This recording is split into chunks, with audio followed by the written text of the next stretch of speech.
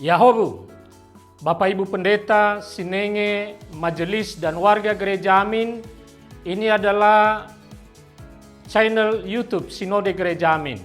Karena itu, bagi yang mencintai Gereja Amin, tontonlah, subscribe, like, dan bagikan.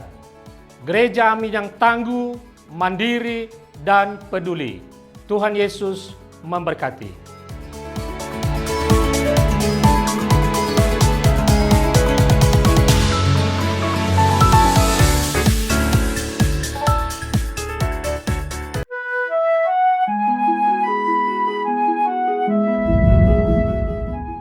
Sahabat YKB, senang dapat menjumpai saudara dalam acara Wasiat Kekal berupa renungan firman Tuhan yang memandu kehidupan kita.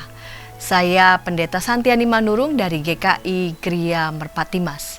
Renungan kita hari ini, Senin 15 Juli 2024, ditulis oleh Pendeta Yoce Handrikaruh dari GKI Kebonjati dengan judul Hate Speech yang dilandaskan pada Surat Kisah Para Rasul 21 ayat 27-39. Dan yang akan menjadi pusat perenungan kita adalah Kisah Para Rasul 21 ayat 27.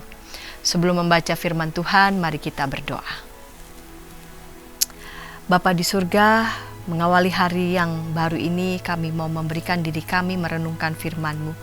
Bimbing dan sertailah kami Bapa. Amin. Sahabat, saya akan bacakan untuk kita Kisah Para Rasul pasal 21 ayat 27. Ketika masa 7 hari itu sudah hampir berakhir, orang-orang Yahudi yang datang dari Asia melihat Paulus di dalam bait Allah, lalu mereka menghasut orang banyak dan menangkap dia. Sahabat, di dalam ilmu komunikasi dikenal istilah hate speech. Hate speech atau ujaran kebencian adalah suatu tindakan yang dilakukan oleh seseorang atau sekelompok orang dalam bentuk provokasi, hasutan, berita bohong, atau hinaan kepada seseorang atau sekelompok orang. Hate speech sangat merugikan orang lain karena dapat memicu terjadinya tindak kekerasan, konflik sosial, dan bahkan penghilangan nyawa. Ujaran kebencian ternyata tidak hanya terjadi pada masa kini, tetapi juga di masa kehidupan Paulus. Paulus ditangkap oleh orang banyak di bait Allah karena mereka terhasut oleh ujaran kebencian yang disebarkan oleh orang-orang Yahudi dari Asia yang membencinya.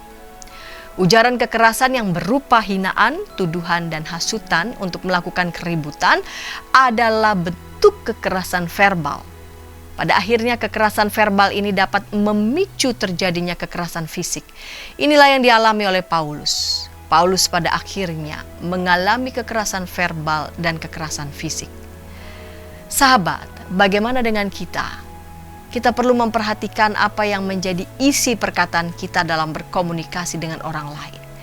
Jangan sampai setiap perkataan kita berisikan kebencian kepada sesama.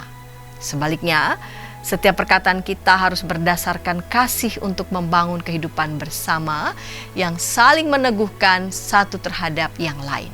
Dengan demikian, keberadaan kita akan menghadirkan perdamaian, saling pengertian, dan toleransi antar kelompok dalam masyarakat. Mari kita berdoa. Kepada kami ya Tuhan, Engkau karuniakan akal dan budi.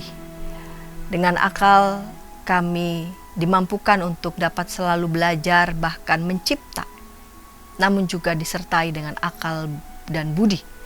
Di saat yang sama kami diajar juga untuk bertanggung jawab dalam menyampaikan informasi, dalam berkata-kata, sehingga informasi yang hendak kami sebarkan ataupun kata-kata yang hendak kami sampaikan bukanlah sesuatu yang membuat hati panas ataupun memprovokasi sesama yang dapat berdampak pada ketidakbaikan bahkan pada kerusakan. Kami mohon kepadamu ya Tuhan agar kami dimanapun kami berada, kami justru menjadi anak Tuhan yang menyebarkan perdamaian dan juga kata-kata yang baik, kata-kata yang membangun. Terima kasih Bapa. Amin.